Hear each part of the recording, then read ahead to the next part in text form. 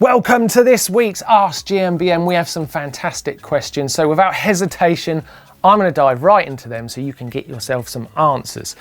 First question is from James B, and he wants to know, is my wheelchair tubeless? And if not, could we do a video all about turning it tubeless? Well, you know what? I think my wheelchair isn't tubeless. I think I could take it tubeless. I don't think there's anything to stop me doing that. But you know, I need to get Doddy on this. Mr. Tech himself, I'm going to speak to him and I think we should do that video, and then my wheelchair will be totally sick and I'll be set up. So, great question. Could work out very well for me. So thanks for that one, James.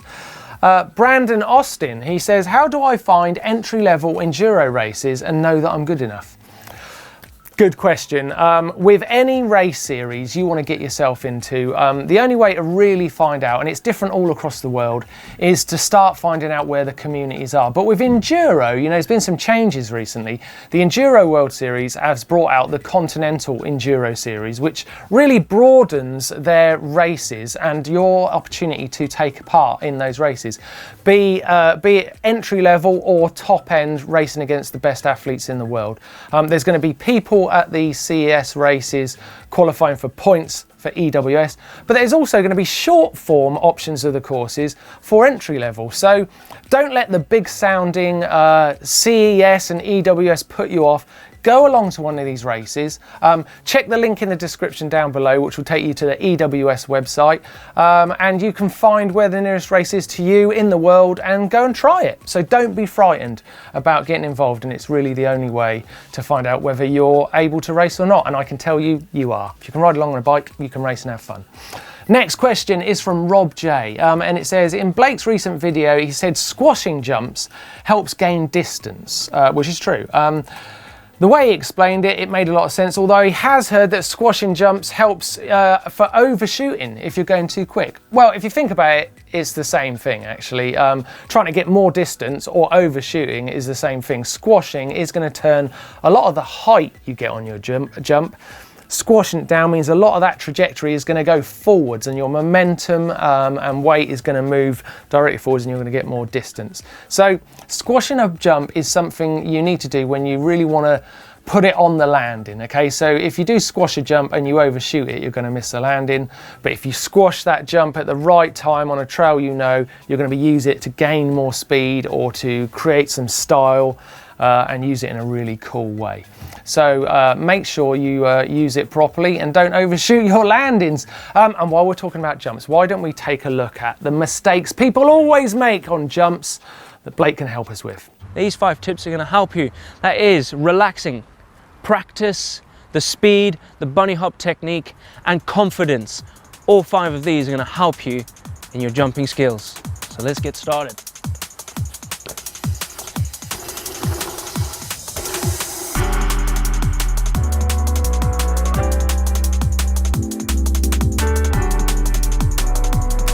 Right, moving on. Rob Chambers says, Steve, who was on the show last week, obviously loves the modern geometry of the newer bikes, longer, lower, slacker. But in the past, he's heard that Neil suggested he prefers the more old school approach and likes the shorter bike, which is true. I've heard Neil say that myself. Interesting to know the different points of view. Right, okay, I'm going to be speaking for the other guys here. I do know that Steve and Doddy and myself really love the low, long, slack kind of geometry. I think it really works. I have heard Neil say that he's not completely convinced. He likes being up on top of that front wheel, getting a lot of grip in, and he is an out-and-out racer, Neil. He goes fast everywhere. So there might be something in Neil's point of view, saying that he really likes that shorter bike. It might be because he's about this tall. I don't know. Sam Hill likes it. Yeah, Sam Hill likes it too. So that's a good point, Jack, actually. There's a lot of riders out there who aren't convinced by the longer geometry and slacker head angle. I think it comes down to personal preference. The moment you feel comfortable on a bike, you're going to ride it better. You're probably going to go faster and safer. So I think it's personal preference. Maybe there's no one right way. Who knows? You know, it's possible that there's going to be other geometry we haven't thought of yet that's going to come out in the future. Who knows? I'm trying to think what that could be. It's probably going to look weird. But good question. It's a very thought-provoking subject, that. Next question is from Bugboy152, and I'm going to summarise this question. He's talking about trail etiquette. In the US, it's very much frowned upon riding on trails in wet or wintry conditions. Bug Boy, seen our riding here in the UK. Often we're on wet and muddy conditions on the trails. And he's asking, you know, is the etiquette different in the UK and Europe as it is to the US? Well, I think to a certain extent, it is a little bit. Yeah, I mean, the problem is when you're riding very dry trails and the rain drainage and your riding combined, it really can wash a trail out in the US, and you can end up with something that's just a disaster, looks horrible, is not rideable, got great big ruts in it.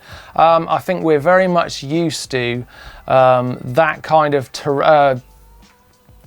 of weather here in the UK and in Europe, and the trails drain differently, and often it's what makes a great trail when you've ridden it lots in the wet. So you can find that a trail really comes to life once it's got a bit of wet here. So I really look forward to riding on a trail in the winter conditions, because I think that's when you really get to know it. So I think it's just a different situation. You know, we've got different trails to you guys, and some trails do need protection. They do need looking after. That is a fact. In the UK, we don't have that so much. So interesting though, it's funny how the riding really changes all around the globe. That's what makes it a great sport.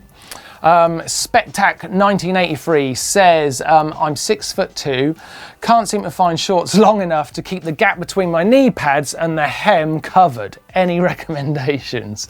The thigh glare when pedaling is distracting. Oh man, that's a tricky one, because you don't want that gap there between the pads and your shorts. What's that called, Jack? Pad gap. Pad gap. It's got other names. I'm not going to go into them, but basically it's not a cool look. Now, I do know one tip. What you can do is wear black lycra leggings underneath it all, and you'll find it disappears, and you can get away with it and you won't get called out on it. The other one is finding a long set of shorts. That comes down to body shape really, so it's really difficult to suggest one particular brand, because you know, to your bike shop and try some. Yeah, try some on. That's a good point, Jack. Try some stuff on. Jack's really helping me out this week. Very appreciative. But you know what I would say as well, right, is that who cares? I'm not that big on the whole gap thing really mattering. I know lots of people get into it, but I don't really mind. But it's up to you. If you want to feel cooler and you want to feel part of the crew, then I'd suggest going with the black leggings.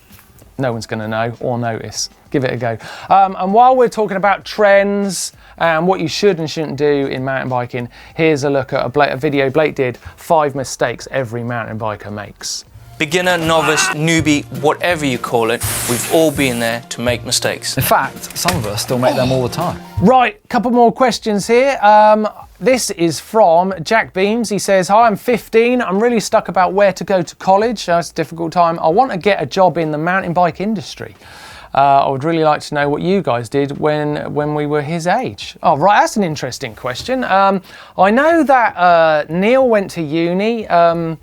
I think Doddy really got involved in the cycling industry through writing. He's a great cycling journalist, and back in the day when there was mountain bike mags everywhere, he got involved with that just by, you know, pestering those guys. Can I come and work for you? I think because he loves his mountain biking, has done all the way from the very start of the sport.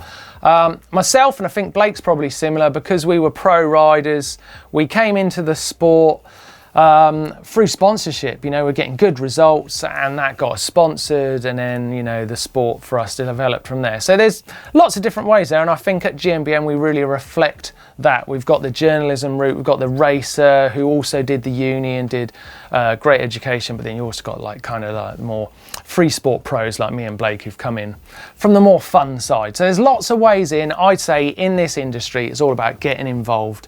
Anyone in cycling loves to chat and hang out with people who also love bikes. That's what we all are. That's what Jack is.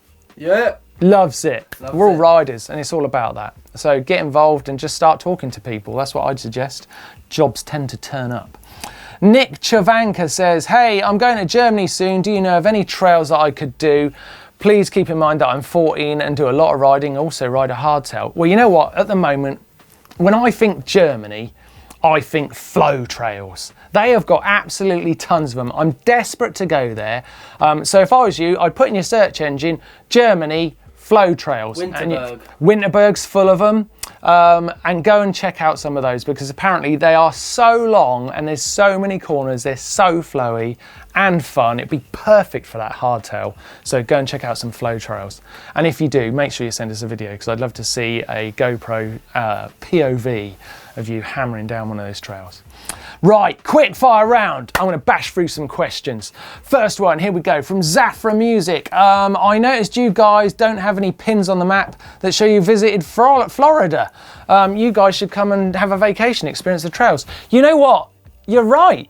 We haven't ridden Florida much. That's true. We definitely should check that out. Can you see that? Can you see that? We haven't done it. We haven't done that. We are going to go to Florida. I like any excuse to go on a nice riding trip.